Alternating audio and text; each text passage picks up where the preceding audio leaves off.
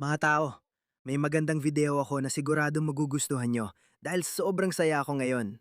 Hayaan niyong ipakilala ko sa inyo ang isang baliw na sobrang kaliwa at woke. Oh, panoorin niyo itong taong to. Ikuwento ko sa inyo ang detalye ng kasong ito. Pero bago yon, ipapakita ko muna ang ugali ng mga tampok sa video. Unang-una, mga lalaki at babae, gagamitin ko itong halimbawa. Sa mga darating na araw, may magsasabing mali magdiwang o tumawa kapag may namatay o nasaktan, lalo na kung hindi mo kaalyado sa politika. Ang masasabi ko lang, wala silang problema pagtawanan tayo. Wala silang problema na tumawa kapag may mga taong hinihiwalay sa kanilang pamilya ng ICE. Wala silang problema na tumawa. Matindi siyang laban sa ICE. Halatang baliw na makakaliwa at woke. Pero tandaan mo, laban siya sa ICE. Walang malasakit kapag kinakaitan ng tao ng medical na tulong, tirahan, pagkain, damit, at dignidad. Natutuwa sila kapag itinatangi ang mismong pag-iral ng tao ang tao. Ang mga taong ito ay natatawa kapag pinapatay ng pulis ang mga batang itim, pero wala namang natatawa sa ganoon. Kasinungalingan yan. Pinatay ang isang itim sa pagtayo sa kanyang leeg. Tuwang-tuwa sila kapag may batang sumakal sa itim sa subway at dinala pa siya ng presidente sa isang football game. Lagi nila tayong pinagtatawanan. Kaya bakit ako hindi matatawa kung tinamaan siya at wala na? Mas magaan na yon ng mundo na wala siya. At sasabihin ko, Sa madaling salita, natatawa at nagdiriwang siya sa pagkamatay ni Charlie Kirk at labis ang kanyang pagtutol sa ICE. Tingnan mo ito. Ito ang kanyang Canadian na nobya dito. Pero ngayon, sa hindi ko alam na dahilan, umiiyak siya. Hindi ko alam kung bakit. Alamin natin kung bakit siya umiiyak. kailangan ko ng tulong, hindi ko alam ang gagawin ko, dinidetin ng ICE ang asawa ko. Nasa Ocean County Jail siya ngayon at di ko siya makontak. Tawag siya ng tawag pero hindi ako pinapayag ang maglagay ng pera sa card niya. Sira ang kiosk sa Tubbs River na kulungan at lahat ng numero at mga impormasyon na binigay nila sa akin ay mali o hindi ako pinapayag ang maglagay ng pera sa kanyang card. At pansinin mo ang sinabi niya doon. Sabi niya, hindi ko alam. Inaresto na siya. Hawak siya ng ICE sa county jail ngayon.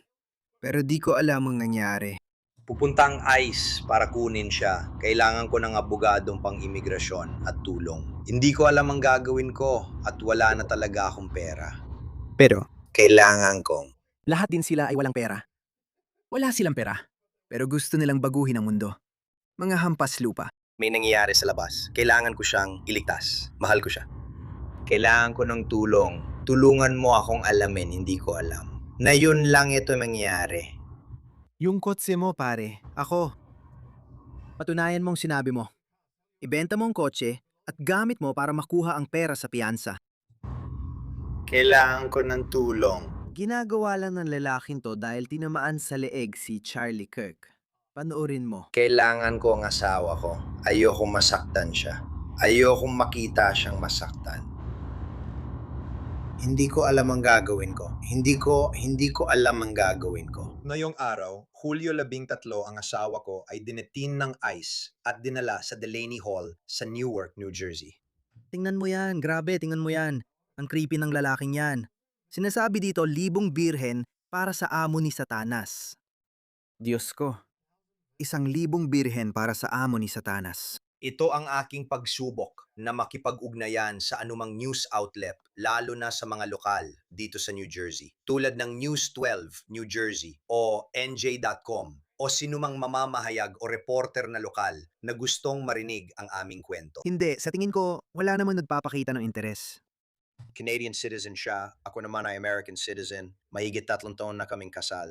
At ginagawa ko ang lahat ng aking makakaya para marinig ang kanyang kwento at mabigyan ng tulong at pansin ang kanyang sitwasyon para makalaya siya, kahit na ibig sabihin nito ay bumalik siya sa Canada. Ang pangunahing layunin ko ay ang kaligtasan at kapakanan ng aking asawa at yun lang talaga. Wala akong pakialam sa mga opinyon ninyo tungkol sa akin o sa sitwasyon. Hindi naman mahalaga yon. Bakit? Ang mahalaga lang ay ang kaligtasan at kapakanan niya. Kung gusto niyo akong kausapin, mag-message lang dito or sa Instagram ko. Ang handle ay Harris Sultan, at Harris Sultan. Sino ba tong payaso na to? Hi. May mga link ako sa bio para sa iba't ibang paraan ng pag-contact sa akin. Pinahahalagahan ko ang lahat ng suporta at mabubuting salita na ibinigay sa akin ng mga tao. At alam ko na magpapasalamat din ang asawa ko sa mga ito. Talaga bang magpapasalamat siya?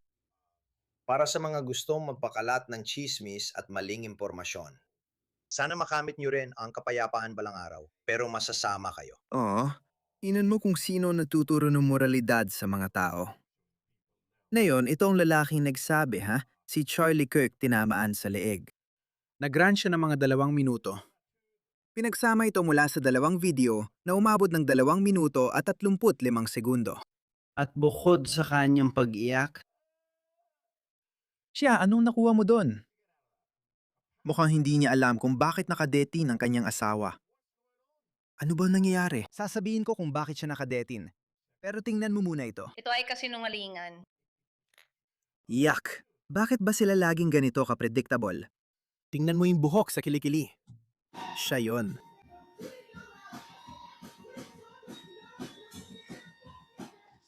Wala rin siyang talento. Sige, di kita paparusahan. Oh, Ah, Diyos ko. Hindi natin pwedeng patugtugin ang musikang ito, pero... Creep! Diyos ko. Mga creep. Hi! Asawa ako ni Grandmaster Hash at nandito para pag-usapan ang komento ni Susie. Iwan, pare. Dapat mag-quick check ka muna. Ayoko siyang suportahan kung masama siya. Lalo na't may narinig na akong bali-balita nun. Hindi ko alam kung anong pinag-uusapan nila, pero tingnan natin ang mga review tungkol dyan. Ako ang magsasabi, hi! Oo, nagpo-focus kami sa pagsasaayos ng buhay namin na siyang nagdadala sa amin sa susunod. Buwisit na to. Sige, hindi ko na kayo paghihintayin. Sige, tingnan niyo to. Sakto, umiiyak siya. Hindi ko alam kung anong nangyari. Alam mo, ang sama talaga ng bansang to. Ewan ko kung bakit galit sa atin lahat ng tao. Hindi ko alam kung anong nangyari. Pero, ito ang nangyari. Isang illegal na imigrante mula Canada ang sumampal sa teenager dahil sa Trump na damit sa Jersey Shore Boardwalk. Kinasuhan na siya at nasa kustodya ng ICE. Hindi lang siya illegal na migrante. Marahas pa at masama ang ugali. Nananakit pa ng tao. Dahil saan? Dahil lang sa suot nilang damit na pro-Trump at Trump merchandise. Gusto ko yan. Gusto ko yan. Sige, tingnan natin kung anong sinasabi nila dito. Isang makakaliwang Canadian na illegal na imigrante ay kinulong sa sentro ng detensyon para sa mga imigrante matapos umanong sampalin ang isang dalagita sa boardwalk dahil sa suot nitong pro-Trump at ICE na damit. Kita mo kung gaano katanga ang mga to. Tingnan mo, mga tanga. Alam mo, sana ay maging maayos ka. Ayokong mamatay ka. Diyos ko, pati Homeland Security nag-tweet tungkol dito. Tingnan mo. Si Caitlin Tracy ay isang iligal na dayuhang kriminal mula Canada na kinasuhan ng pananakit, pagpapabaya sa bata, pagtatakip ng krimen, at harassing communication. Ayon sa ulat, sinaktan umano niya ang dalagitan na nakasuot ng pro-Trump memorabilia sa Point Pleasant Beach Boardwalk noong 4th of July weekend. Halos 10 araw nang nakalipas. Kaya nakakulong pa rin siya ngayon. Inaresto siya ng Point Pleasant Beach Police Department na nagpasimula ng kontroladong paglilipat sa kustodya ng ICE, kung saan mananatili siya habang hinihintay ang kanyang mga proseso sa imigrasyon. Pumasok siya sa Estados Unidos noong ika-4 ng Abril 2024 gamit ang visit visa na mag-e-expire sana sa ika-6 ng Setyembre 2024 na lumalabag sa mga batas ng ating bansa. Lumampas siya sa itinakdang panahon ng kanyang visa at hindi umalis ng bansa. O di ba? Sabi ko na magiging maganda ang pakiramdam mo. Gusto ko pang makakita ng ganitong kalokohang mga video. Tingnan natin kung may iba pa sila. Oo, panoorin pa natin. look. Anim, bakit nga ba natagalan bago kami gumawa ng video para ipaliwanag ang nangyari? Gusto naming siguraduhin na tama ang lahat ng impormasyon namin at kumpleto ang lahat bago kami gumawa ng video. O magmadali sa isang bagay dahil gusto talaga naming iwasan yung mga sabi-sabi o kung ano mga drama na may kinalaman sa issue. Sa tingin ko, ganun kami. Magpakatanga na lang kayo sa ibang paraan, mga brat na entitled at spoiled. Huling beses na nagsuka ang asawa kong si Kate. Sige, nasa Atlantic City kami para sa birthday party ng kaibigan namin at Sige. Tanga ako talaga na tumawa sa lungkot na iba. Oo, mali ang pakiramdam ko. Masama ang loob ko. Ayan ang mga tol.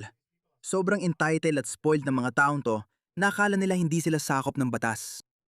Nabubuhay sila sa sariling utopia.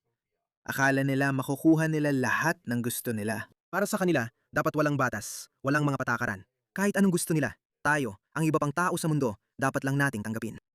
Napaka-entitled at spoiled na henerasyon, Aba. Ipa-deport na lang.